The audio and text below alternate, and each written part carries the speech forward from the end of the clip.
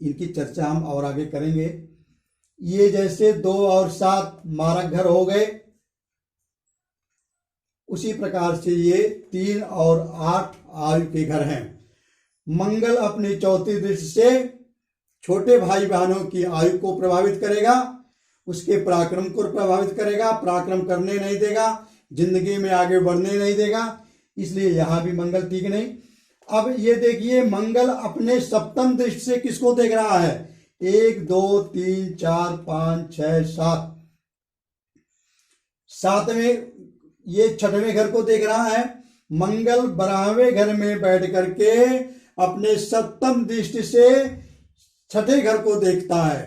छठा घर किसका होता है? रिपु, ऋण और रोग का होता है। यहां बैठा है तो जातक को दुर्घटना करवाएगा, जातक के ऊपर कर्ज का बोझ लाद देगा और जातक के शत्रु बहुत पैदा होंगे। अच्छा, मंगल 8वें दृष्टि से किसको देख रहा है? अब यहां से काउंट करिए, 12वें घर में बैठ करके मंगल 8वीं दृष्टि से 1 2 3 4 5 6 7 8 जातक के दाम्पत्य जीवन को भी प्रभावित कर रहा है, दाम्पत्य जीवन के सुख को प्रभावित कर रहा है। इसलिए मांगलिक 12वें घर में भी मंगल का होना मांगलिक का दोष माना जाता है। अब निचोड़ मैं आपको बता दूं कि मांगलिक कहाँ कहाँ देखे जाते हैं। अगर लगन में हो, मंगल बैठा हो तो भी मांगलिक होता है। चौथे घर में मंगल हो तो भी मांगलिक मान लिया जाता है। 7वें घर में मंगल हो तो भी कुंडली मांगलिक होती है। 8वें घर में मंगल बैठा हो तो भी कुंडली मांगलिक है, और 12वें घर में मंगल बैठा हो तो भी कुंडली मांगलिक है। दक्षिण भारत में दूसरे घर में भी मंगल यदि बैठा हो तो उसको भी लोग मांगलिक ही मानते हैं, लेकिन उत्तर भारत में दूसरे घर में बैठे हुए मंगल को मांगलिक नहीं मानते। ये केवल दक्षिण के विद्वान मानते हैं कि यदि कुंडली में दूसरे घर में भी मंगल है तो भी कुंडली मांगलिक दोष है।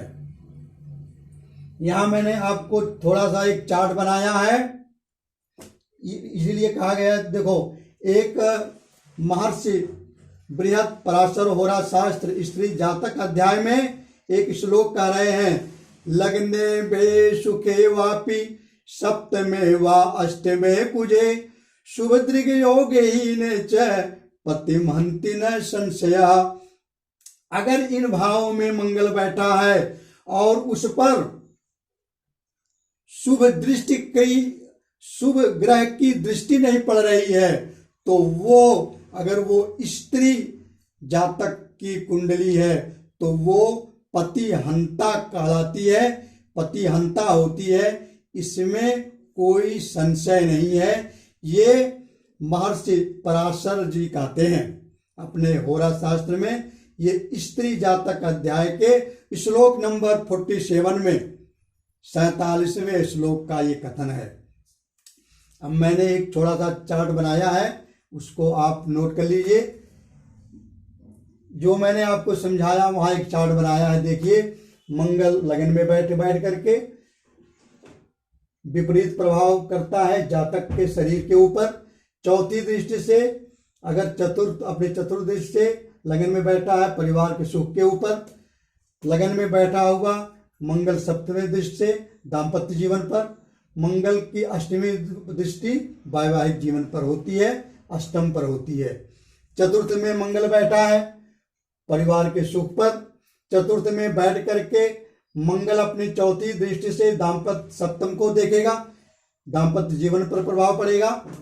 चतुर्थ में बैठ करके मंगल अपने सप्तम दृष्टि से दसम भाव को देखेगा, कर्म भाव को प्रभावित करेगा। चतुर्थ में बैठ करके मंगल अपने अष्टम दृष्टि से एकादश भाव को देखेगा, लाभ स्थान को प्रभावित करेगा। सप्तम में अगर मंगल बैठा है तो दाम्पत्य जीवन पर प्रभावित करेगा, दाम्पत्य जीवन को सुखी नहीं रहने देगा। सप्तम में बैठ करके मंगल चौथी दृष्टि से दसम भाव को देखेगा, दसम भाव कर्म क्षेत्र का होता है, अच्छे कर्म नहीं करने देगा, बुरे कर्म की तरफ वो प्रेरित करेगा। सप्तम में बैठ करके मंगल अपनी सप्तम दृष्टि से लगन भाव को देखेगा। लगन भाव जातक के स्वास्थ्य का होता है, जातक के शरीर का होता है, ये उसको नष्ट करेगा। और सप्तम में बैठ करके मंगल अपनी अष्टमी दृष्टि से द्वितीय भाव को देखेगा। कुंडली में द्वितीय भाव उसके कुटुंब का होता है, परिवार का होता है, उसको ये प्रभावित करेगा, उसको सुखी नहीं रहने देगा। और अगर मंगल अष्टम भाव में बैठा है, अष्टम माने यहाँ बैठा है, तो उसके वैवाहिक जीवन की आयु का होता है वो मंगल अष्टम भाव में और बुरा प्रभाव पड़ता है स्त्री की कुंडली में। मंगल वैवाहिक जीवन प्रभाव पड़ेगा, अष्टम में बैठा है। अष्टम में बैठा हुआ मंगल अपनी चौथी दृष्टि से एकादश भाव को देख रहा है। एकादश भाव लाभ स्थान का होता है, कुछ भी करोगे लाभ नहीं होने देगा, आपकी उन्नति नहीं होने देगी। और अष्टम में बैठ करके मंगल अपने सप्तम दृष्टि से द्वितीय भाव को देख रहा है। द्वितीय भाव कलत्र की आयु का होता है, जातक की आयु का होता है, तो वो उस पर भी नहीं प्रभावित होने देगा, उसको भी खराब करेगा। अष्टम में बैठ करके मंगल अपने अष्टम दृष्टि से तृतीय भाव को देख रहा है, जो कि पराक्रम का भाव होता है, ये उसको भी प्रभावित करेगा। और द्वादश भाव में मंगल अगर बैठा है, तो मैंने आपको पहले ही बता चुके हैं, द्वादश भाव भोग का होता है, शयन कक्ष का होता है, पति पत्नी का बेडरूम होता है, ये उसको प्रभावित करेगा, एक जगह नहीं रहने देगा, किसी न किसी प्रकार से दोनों को अलग ही कर देगा। और द्वादश भाव में बैठ करके मंगल अपने चौथी दृष्टि से तृतीय भाव को देखता है। तृतीय भाव पराक्रम का होता है, पराक्रम को ये नष्ट करेगा, आपको प्रयास ही नहीं करने देगा, अच्छे आगे की तरफ नहीं जाने देगा, बुरे कर्मों की तरफ वो प्रेरित करेगा।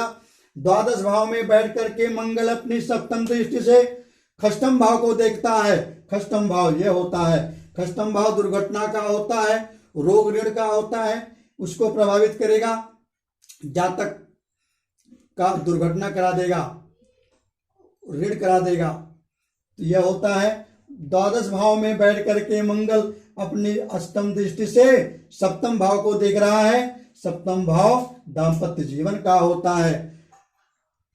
विवाह कब होगा, किस समय होगा, इसका हम निर्धारण सप्तम भाव से करते हैं। इसका सप्तमेश जहां जाता है, उसकी जब महादशा, अंतरदशा, प्रतिदंड दशा होती है, तब वो आपको एक एक बिंदु, एक एक डेट बता देगा। इसकी चर्चा हम आगे, अभी मैं आपको बेसिक पढ़ा रहा हूं, इसलिए इसकी चर्चा हम आगे जब बताएंगे तब करेंगे। कैसे होता है, अष्टक वर्ग एक होता है, कुंडली में एक अष्टक वर्ग बनाए जाते हैं, उससे भी करते हैं और अष्टम भाव से भी करते हैं, इसका चर्चा हम आगे करेंगे। अच्छा, अब ये हुआ मंगल कहाँ बैठता है, किस भाव को प्रभावित करता है, इस कुंडली, इस वीडियो में मैंने आपको ये बताया। इसके कुछ परिहार भी हैं, वो मैं आपको आगे बताऊंगा। हर जगह बैठा हुआ मंगल दोष नहीं करता। एक थोड़ा सा हिंट मैं दे दूं, मंगल मकर में उच्च का होता है, कर्क में नीच का होता है, ये मैं आपको पिछली वीडियो में बता चुका हूं। इसीलिए मैं आपको बार बार ये पहले बेसिक पढ़ाया कि दृष्टियां क्या होती हैं, ऊंच नीच क्या होते हैं। तो यहाँ अब काम आएगा कि मंगल अगर उच्च का है, उच्च का मंगल मतलब अगर 1, 4, 7, 8, 12 भाग में उच्च का मंगल बैठा है, मकर राशि में बैठा है, तो मंगल उतना दोष नहीं होता। अब आगे वीडियो में हम और भी बताएंगे, मंगल से डरने की जरूरत नहीं है। ये तो एक साधारण नियम है कि 1, 4, 7, 8, 12 में बैठ गया तो मांगलिक हो गया, लेकिन ऐसा नहीं होता। उसमें भी बहुत सारे परिहार हैं। मंगल किस राशि में बैठा है, मंगल के साथ कौन बैठा है। अच्छा हाँ, एक चीज और बता दूं, मंगल यदि मान लीजिए चौथे में बैठा है और पाप ग्रह के साथ बैठा है, तो एक दूसरा सूत्र भी है, तो उसमें मैं आपको बता दूं, महर्षि पराशर कहते हैं यस्मिन योगे समुत्पन्ना पति महंते समुत कुमारिका तस्मिन योगे समुत्पन्नो पत्नी महंती नरोपि स्त्री हंता परिणीता चेत पत्नी हंते कुमारिका तदा वैधव्य योगम च भंगो भवति विसारता। तो ये महर्षि पराशर होरा शास्त्र के श्लोक नंबर 48 और 49 में यह कहा गया है। इसकी चर्चा मैं आपको अगली वीडियो में बताऊंगा, क्योंकि एक ही वीडियो में ये सारी चीज नहीं आ पाएगी। और इस वीडियो को क्रम से आप देखिए, वीडियो को आप पूरा देखोगे तभी समझ में आएगा। आपको बहुत बहुत धन्यवाद, नमस्कार।